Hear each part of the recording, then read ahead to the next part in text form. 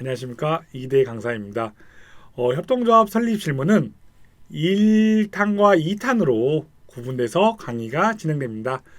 설립 실무는 총 9단계가 있는데요. 이 모든 단계를 한 번에 설명드리기에는 우리 수강하시는 분들이 많이 지루해하실 것 같아요. 그래서 설립 실무는 1탄과 2탄에 구분해서 강의를 진행한다고 보시면 될 것 같고요. 1, 2탄을 연속해서 보셔야지만 우리가 협동조합을 설립할 수 있다 라고 이해를 해주시면 좋을 것 같습니다. 설립 실무 1탄에서는 설립 전에 우리가 반드시 체크해야 될 사항들 좀 안내를 해드릴 계획이고요. 그리고 설립 절차가 어떻게 되는지, 우리 설립 절차는 1단계부터 9단계까지 있지만 우리 1탄에서는 설립 실무 1에서는 1단계부터 5단계까지 자세하게 안내를 드릴 계획입니다. 그리고 사회적 협동조합의 설립 인가는 어떻게 받아야 되는지 한 번쯤 다뤄드릴 예정이고요.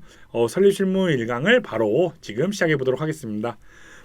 협동조합을 설립한다고 했을 때 우리는 어떤 준비를 해야 될까라고 생각이 들 수 있겠죠. 어떤 준비를 해야 될까라고 했을 때 설립 전 체크하기입니다. 어떤 것들을 체크하셔야 되냐면 제가 3가지 정도를 좀 강조해서 설명을 드릴 텐데요. 첫 번째는 협동조합의 신고와 등기와 사업자에 의한 서류들이 한 25가지 정도 되는 것 같습니다. 이러한 서식들을 우리가 작성하고, 작성된 서식을 우리가 동래문구청에 신고하고, 등기소에 등기하고, 세무서에 사업자를 함으로부터 협동조합이라는 법인이 만들어지는데요. 이러한 서식과 이런 서식들의 샘플들을 한눈에 볼 수 있게 정리해 놓은 자료가 있습니다. 그 자료는 서류 작성 안내서라는 자료고요. 서울시 협동조합 지원센터 홈페이지 가시면 이 자료를 다운로드 하실 수 있고요. 이 자료를 우리는 다운로드해서 어떠한 서류를 어떻게 작성해야 하는지 가장 먼저 체크를 해보시면 좋을 것 같습니다. 두 번째는 협동조합을 설립하는 지원기관이 동래문구에도 존재하고 있습니다. 동래문구청에 문의하셔도 될 것 같고요. 동래문구 사회적경제지원센터를 문의를 통해서 우리 다양한 서비스들을 제공하고 있기 때문에 우리 사전에 우리를 지원해주는 기관이 어디가 있을지 한번 체크해 보시면 좋을 것 같고요. 그리고 우리가 좀 학습이 필요하다라고 했을 때는 다음과 같은 참고도서 한 5개 정도를 꼭 한번 읽어보시길 강력하게 추천을 해드립니다. 설립 전 체크하기 2에서는 우리 이제 명칭 매우 중요하잖아요. 협동조합의 명칭을 어떻게 해야 되는지, 협동조합이란 단어를 빼고 싶은 분들도 있을 수 있습니다. 하지만 안 된다는 거고요. 우리 협동조합이라는 네잖아요. 협동조합, 무튼 협동조합, 사회적 협동조합이라는 단어는 반드시 포함해서 우리의 명칭을 만드셔야 된다는 거고요. 그리고 동일한 시도 내에는 동일한 명칭을 사용할 수가 없습니다. 이때 말하는 시는 서울특별시예요. 서울특별시에 동일한 명칭이 있는 경우에는 그 명칭을 사용할 수 없다라는 것을 우리는 반드시 기억을 해주시면 좋을 것 같습니다. 경기도에는 우리가 사용하고자 하는 명칭이 있습니다. 우리나라 협동조합이라고 할게요. 근데 경기도에 우리나라 협동조합이 있습니다. 우리가 동래문구에 우리나라 협동조합을 만들 수 있을까요? 가능하다는 거죠. 동일한 시도, 서울특별시에 우리나라 협동조합이 있으면 그 명칭을 사용할 수 없지만 경기도에 있기 때문에 우리 서울에 만들 때에는 그게 사용할 수 있다라는 점을 기억하시면 좋을 것 같고요. 혼란을 주는 명칭 사용하시면 안 됩니다. 어떤 거냐면 뭔가 대표성을 가질 것 같은 명칭들이 있어요. 대한민국 협동조합. 뭔가 이 협동조합이 대한민국을 대표할 것 같지 않나요? 이렇게 혼란을 주는 명칭을 사용을 금지하고 있다 정도 기억을 해주시고요. 우리 가끔 명칭에 스페인어라든지 한문을 쓰고 싶어 하시는 분들이 있습니다. 하지만 안 된다는 거 말씀을 드리고요. 협동조합 명칭에는 한글, 영어, 숫자 외에는 다른 문자를 사용할 수 없다. 반드시 기억을 해주시면 좋을 것 같습니다. 우리 키보드 자판기에 Shift 6번을 눌러보시면 이렇게 웃는 꺽쇠가 나올 거예요. 그리고 뭐 하트를 넣고 싶어 하시는 분들이 있어요. 우리 명칭에 안 된다는 거 강조해서 설명을 드리고 싶고요. 이렇게 우리가 협동조합 설립 전에는 다음 같은 사항들을 체크해보고 진행을 해보시면 좋을 것 같습니다. 이제 본격적으로 협동조합의 설립 절차 들어가 보도록 할 텐데요. 협동조합의 설립 절차는 총 9단계에 의해 설립되지만 실무 1에서는 우리 5단계까지만 다뤄보도록 하겠습니다. 그리고 실무 2에서는 우리 6단계부터 9단계까지 다뤄보도록 할 거고요. 우리 첫 번째 단계 발기인 구성입니다. 이게 우리 말씀드렸던 5명 이상이 구성돼야 된다. 이게 협동조합의 첫 번째 단계예요.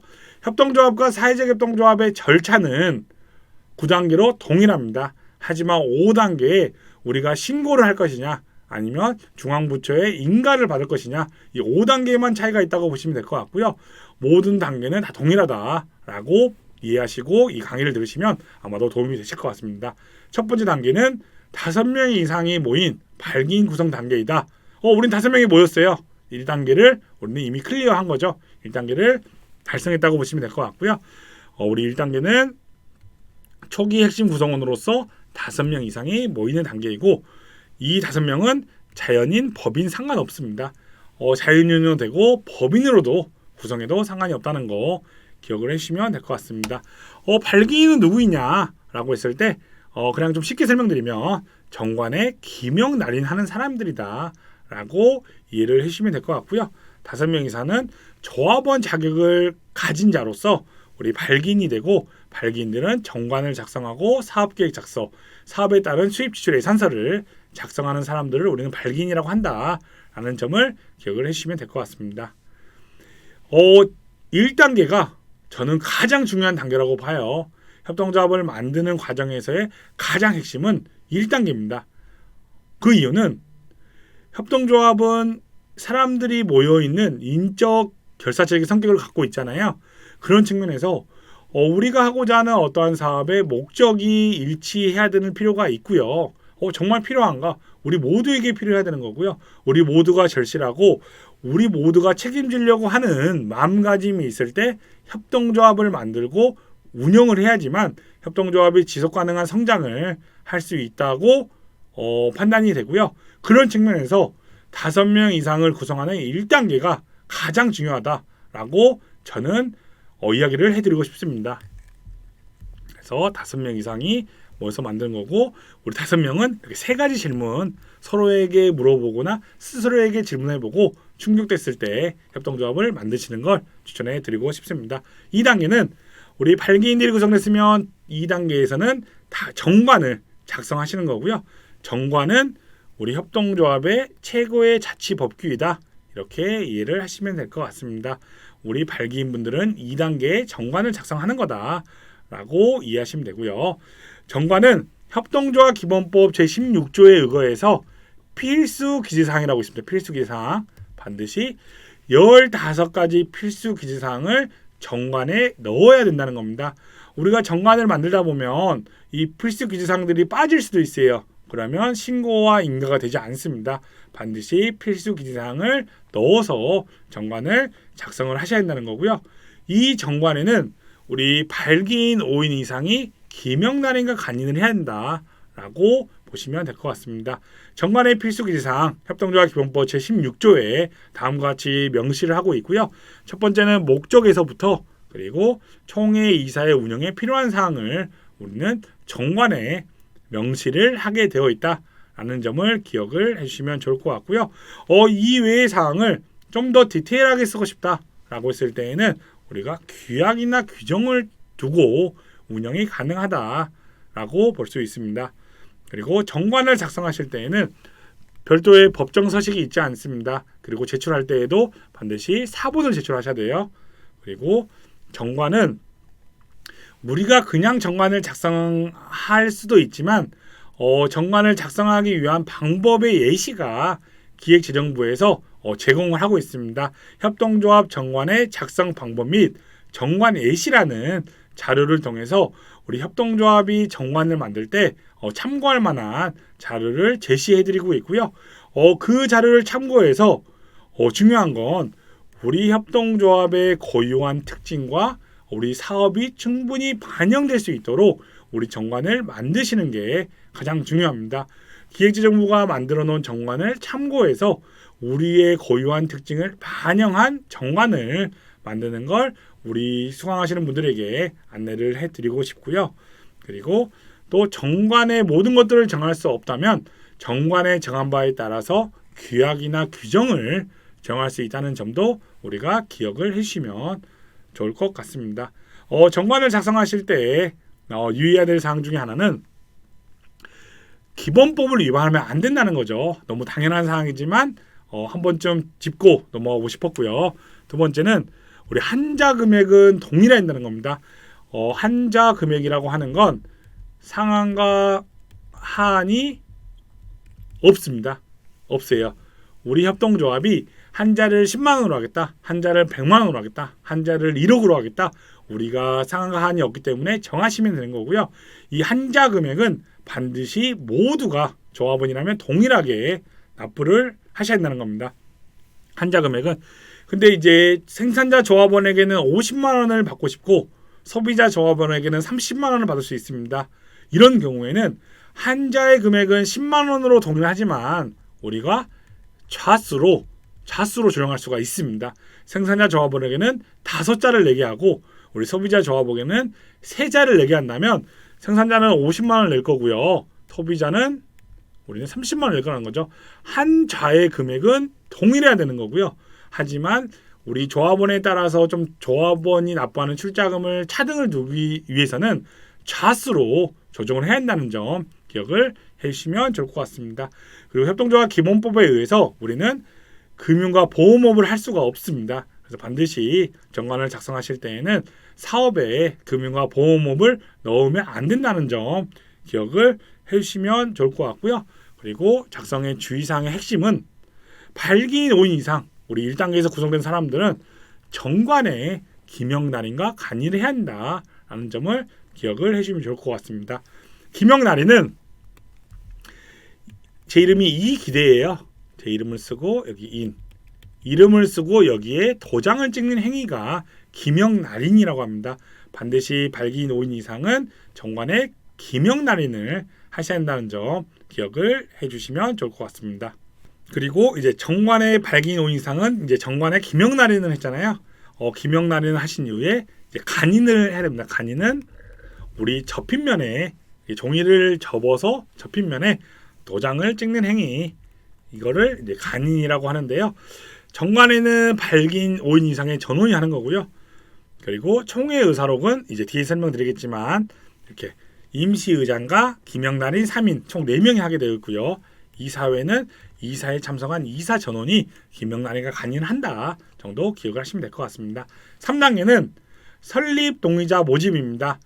이거는 발기인 5인 이상이 구성되었고 우리가 이런 사업에 의해서 정관도 만들고 이런 사업을 할 거고 이런 계획을 수립한다고 하니까 우리의 목적과 우리 사업에 어떠한 뜻이 맞는 사람들이 나도 우리 협동조합의 설립에 동의하고 참여하고 싶습니다 라고 할 수 있잖아요. 그런 경우에 우리는 3단계에 설립 동의자 모집을 할 수 있는 거고요. 하지만 우리는 5명으로 협동조합을 만들고 사업을 할 거예요. 우리가 5명으로만 시작하겠다고 했을 경우에는 이 3단계는 생략이 가능하다라는 점을 반드시 기억을 해주시면 좋을 것 같습니다. 그리고 4단계는 창립총회인데요. 창립총회는 우리 협동조합을 만들 거라는 걸 공식적으로 알리고 우리 구성원들이 모여서 우리 발기인들이 만들었던 정관도 확정을 하고요. 우리 협동조합을 이끌 이사장은 누구로 선출할까? 이사 감사는 어떻게 누구를 선출하지? 이런 임원들의 선출도 이루어지고요. 우리가 하고자 하는 사업에 대해서 계획도 승인을 하고 그 사업에 따른 수익과 지출 예산서도 승인하는 단계 이게 우리 4단계인 창립총회에서 이루어진다고 보시면 될 것 같습니다. 창립총회라고 하는 건 우리 협동조합의 어떠한 의사결정을 하는 필수 기관으로서의 최고의 의사결정 기관이라고 이해하시면 될 것 같고요. 우리 협동조합 기본법에 의거해서 우리가 창립총회는 이제 설립하는 당시에 반드시 4단계 하게 되어 있고, 설립된 이후에도 정기총회나 임시총회를 우리는 반드시 하게 되어 있다라는 점만 좀 기억을 해주시면 좋을 것 같습니다. 그리고 총회는 우리가 향후에 이해를 하시면 될 것 같은데요. 정기적으로 해야 되는 정기총회와 그리고 우리가 필요시에 열리는 임시총회가 있다. 총회 종류는 이 정도 기억을 해주시면 좋을 것 같습니다. 우리가 창립총회에서는 다음과 같이 절차에 의해서 우리가 진행을 하면 좋을 것 같고요. 총회를 하기 위해서 사전에 준비해야 될 자료들을 우리가 다음과 같이 우리가 체크를 하는 겁니다. 발기인이 모여서 정관을 작성했고, 총회 안건을 어떤 걸로 삼을 것인지, 그리고 우리가 총회하는 과정에서 어떤 물품들이 필요하고 총회 장소는 어디로 할 것인지 우리가 사전 준비 단계라고 보시면 될 것 같고요. 그리고 이제 창립총회를 하겠다고 하면 반드시 여기 보이시죠? 7일 이상의 공고를 해야 됩니다. 공고. 7일 이상의 공고가 이루어져야 된다라는 점 반드시 기억을 해주시면 좋을 것 같고요. 그리고 우리는 실제로 총회를 개최해서 첫 번째 정관을 확정하고 임원을 선출하고, 세 번째 수입 지출 예산과 사업 계획을 승인하는 이런 의결을 하는 회의를 진행해야 하는 이런 총회를 개최한다라고 이해를 해주시면 좋을 것 같습니다. 창립총회 공고는 이 왼쪽에 보이는 이 샘플처럼 서식을 작성해서 우리가 사무실 게시판이나 홈페이지 등을 통해서 공고라는 행위를 해야 되는 거고요. 공고는 반드시 7일 이상 공고를 해야 된다라는 점을 기억을 해주시면 좋을 것 같습니다. 반드시 7일 이상 공부해야 됩니다. 창립총회는. 그리고 공고 방법은 사무실에 게시한다거나 홈페이지에 게시하거나 아니면 일간 신문지라든지 다양한 어떤 신문 일간지들에 게시를 하는 형태로 공고를 할 수 있을 것 같고요. 공고를 하신 이후에는 공고를 했다는 사실을 증명하는 서면이 필요하기 때문에 우리가 홈페이지에 게시했다면 캡처하시면 되고요. 사무실 게시판에 있다면 사진을 찍어서 출력해서 추후에 신고나 인가하실 때 함께 제출이 돼야 된다는 점 또 기억을 해주시면 좋을 것 같고요. 공고문에는 일시, 장소, 조합원의 자격, 그리고 우리가 어떠한 사항들을 의결할 것인지 내용들을 포함한 공고문을 작성하고 공고를 해야 한다는 점 기억을 해주시면 될 것 같습니다. 창립총회에서는 이렇게 필수 의결 사항으로서 4가지를 의결하게 되어 있고요. 창립총회는 발기인과 설립동의자가 혹시 있을 수 있잖아요. 발기인 플러스 설립동의자분들이 과반수 이상이 참석을 했을 때에만 성원이 되는 거고요. 그리고 창립총회의 어떠한 효과는 3분의 2 이상이 동의했을 때, 정관을 확정할 때에도 3분의 2 이상이 동의하고 임원을 선출할 때에는 과반수 이상의 동의, 3분의 2 이상의 동의함으로 우리의 총회가 성원이 되고 성립이 됐다라고 보시면 될 것 같습니다. 우리가 창립총회를 하면 회의를 한 거기 때문에 그에 따른 회의록, 우리 이제 의사록이라고 하는데요. 이런 창립총회 의사록을 반드시 작성해야 될 필요가 있다는 거 우리는 기억을 해주시면 될 것 같고요. 창립총회 의사록에는 우리가 언제 총회를 공고했고 총회의 일시와 장소, 어떤 사항들을 의결했는지, 누가 어떤 이야기를 했는지 이런 것들을 좀 자세하게 기록해야 될 필요성이 있다는 거고요. 창립총회 의사록은 향후에 공증을 받아서 등기할 때 공증본을 제출을 해야 됩니다. 그래서 총회 의사록은 이렇게 세부 작성을 요청하는 거고요. 한 개는 우리가 조합이 보관할 거고요. 한 분은 공증 사무소가 가져갈 거고요. 한 분은 등기소에 제출을 해야 되기 때문에 원본을 세부 만들어라 정도의 팁을 드릴 수 있습니다. 창립총회 의사록은 원본 세부를 만드는 거 기억해 주시면 좋을 것 같고, 창립총회 의사록에 기명날인과 간인은 누가 하냐라고 했을 때 총회를 이끌어가는, 창립총회를 이끌어가는 임시의장이 있죠. 임시의장 1명과 그리고 총회하는 과정에서의 기명날인을 할 사람을 3명 선출하게 되어 있습니다. 기명날인이 3명. 그래서 총 4명이 우리 창립총회 의사록에는 김영란임과 간이를 한다 정도 기억을 하시면 될 것 같습니다. 그리고 5단계에는 우리가 신고와 인가 단계로 구분되는데, 인가는 사회적 협동조합이라고 보시면 될 것 같고요. 우리 신고는 그냥 제가 설명드리는 협동조합이다 라고 이해하실 수 있을 것 같습니다. 신고는 우리는 동대문 구청에 신고를 하는 거고요. 사회적 협동조합은 우리의 목적과 주사업에 해당하는 중앙행정기관의 장에게 인가를 받는 거기 때문에 어디가 될지 모르죠. 교육사업이면 청소년 교육은 교육부, 어떤 일자리 창출이면 고용노동부, 사회적 경제 관련되면 기획재정부, 이렇게 주사업과 목적에 따라서 중앙부처가 결정되는 거기 때문에 그 해당하는 중앙부처의 인가를 신청하면 된다 정도 기억을 해주시면 좋을 것 같습니다. 그래서 우리가 협동조합을 동대문구청에 설립 신고한다고 했을 때에는 이렇게 한 9가지 서류 정도 준비해서 우리가 설립 신고를 동대문구청에 한다고 보시면 될 것 같고요. 한 번씩 체크해 드릴게요. 신고서, 그리고 정관, 사업계획서, 수입추례단서, 그리고 창립총회 개최 공고문, 그리고 공고 방법을 증빙하는 서면. 이게 뭐냐? 게시판에 붙였으면 사진 찍으라고 했죠. 그리고 홈페이지에 올렸으면 캡처, 신문에 냈으면 스크랩, 이런 방법을 통해서 우리는 공고했다라는 것들을 증명하는 서류를 제출해야 한다는 거고요. 총회를 했기 때문에 의사록 작성했을 겁니다. 의사록도 제출하고, 그리고 총회에 선출된 임원들이 기록되어 있는 임원 명부, 그리고 우리 발기 및 설립동의자, 우리 협동조합을 구성하는 조합원인 거죠. 우리 발기 및 설립동의자 명부를 함께 제출해야 되는 거고요. 그리고 우리 구성원들이 한 자에 얼마씩, 한 자가 10만 원인데 우리 각각의 출자금을 얼마 냈는지 출자자 명부라고 합니다. 이 서류, 이렇게 9가지 서류를 준비해서 우리 구청에 신고를 함으로부터 우리는 협동조합을 만드는 과정에 5단계를 진행했다라고 이해를 하실 수 있을 것 같고요.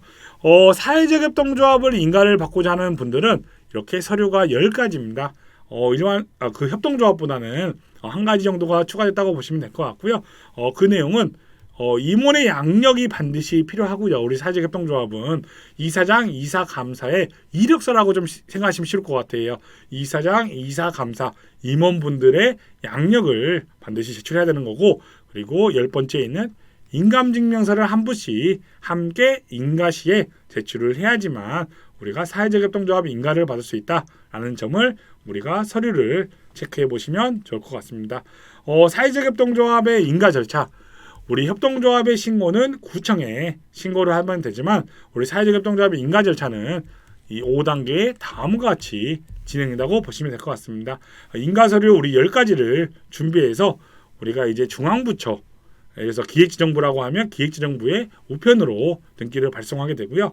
그러면 이제 중앙부처에서는 이제 그 전문 검토 기관에 요청을 함으로부터 우리 그 전문 지원 기관에서 우리 사회적 협동조합들의 현장 실사가 이루어진다 정도의 우리 협동조합의 설립과 차이가 있다는 점만 기억을 해주시면 좋을 것 같습니다. 현장 실사를 하고 그에 따라서 우리 인가 여부를 결정한 이후에 우리가 설립 인가를 중앙부처의 장이 해준다 정도 기억을 해주시면 될 것 같고요.